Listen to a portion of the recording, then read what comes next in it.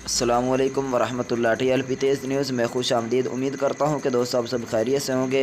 आज एक बहुत ही बड़ी और अहम ख़बर से आपको आगाह करें। जिस तरह आपको मालूम है कि अपोजिशन और हुकूमत के दरमियान आज बहुत ही बड़ा जो है मुकाबला था, तो आपको बताता चलूँ कि जिस तरह आपको मालूम है कि वो हुकूमत ने अपोजिशन को नाकाम किया और फिर ख़ुद भी नाकाम हो गई। तो अब बताया ये जा रहा है कि इलेक्शन जो है इंशाल्लाह जल्द ही कराए जाएंगे। तो इन इलेक्शन के बारे में क़िबला अमीर मोहतरम हाफ़िज़ साद हुसैन रिज़वी साहब ने अपना बयान जो है वो भी जारी करा दिया है।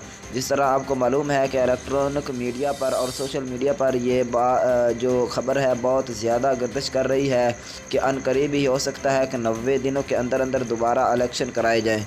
तो इसके बारे में साद हुसैन रिज़वी साहब का बयान जो है वो आ गया है। बयान क्या आया है, उन्होंने कहा है कि अब इलेक्शन का मैदान लगेगा और बड़ा सज कर लगेगा। तैयारी तो तुम करो, हम तो तैयार हैं, ये साद रिज़वी साहब ने कहा। अभी हम आपको वो वीडियो भी दिखाते हैं। लगेगा, बड़ा सज के लगेगा, उसके लिए तैयारी तुम कर लो, हम तो पहले तैयार हैं।